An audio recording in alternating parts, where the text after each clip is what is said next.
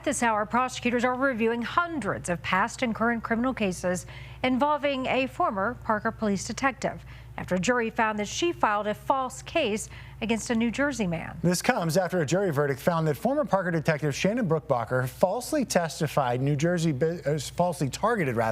New Jersey businessman Robert Dial and maliciously pursued the case against him. The jury awarded Dial $24 million. Your investigator, Brian Moss, broke this story on our website this morning and joins us now with the latest. So how does the town handle a $24 million judgment? A lot of money. It's a lot of money. It may be even more. It may be closer to $34 million because this judgment goes back in time, accrues interest, could be around $34 million according to the plaintiff attorneys in this case. But right now, it's unclear how the town of Parker would cover a judgment of that size. In a brief statement this afternoon, Parker officials said they disagree with the verdict and are considering their next steps. Meanwhile, Robert Dial says the verdict finally clears his name.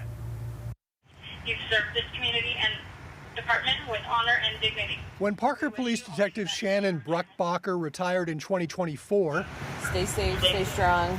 It came just months after Robert Dial had sued her for false arrest and malicious prosecution. I'm looking for accountability, and it's the same thing that I asked from the jury, that people should do the right thing. In 2022, Dial's son Cameron called his father in a panic, saying he had shot his two roommates. One of them died. Dial immediately hired a lawyer for his son and says that came at a cost. I think she was angry that I got a lawyer so quickly for my son.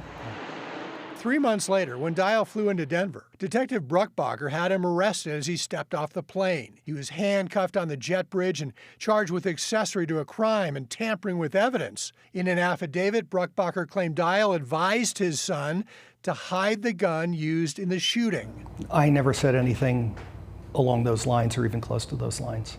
Prosecutors dismissed the case against Robert Dial just months later, but he says the damage to his career was already done. I was essentially forced to retire much earlier than I would have liked. It had a dramatic impact on my professional reputation and my position at the company where I'd been for over 20 years. Dial later sued the detective for false arrest and malicious prosecution, and on Monday, a jury awarded him $24 million. I felt vindicated. All I wanted was an opportunity to have the story heard in front of impartial people and let them judge. Did this appear to be right? Was this objectively reasonable conduct, or did this not pass the smell test? Dial said his legal team was determined to hold the detective accountable. She showed up at DIA, pulled him off the airplane, cuffed him on the jet bridge, walked him onto the tarmac, and put him in a police car at DIA. I mean, that showed her malice more than anything. There has to be more accountability within these departments. So making sure that detectives, that investigators are trained properly, that there's the right checks and balances, and people, taxpayers, need to demand that of their police departments so this doesn't happen. We've not been able to locate or reach the former detective for comment.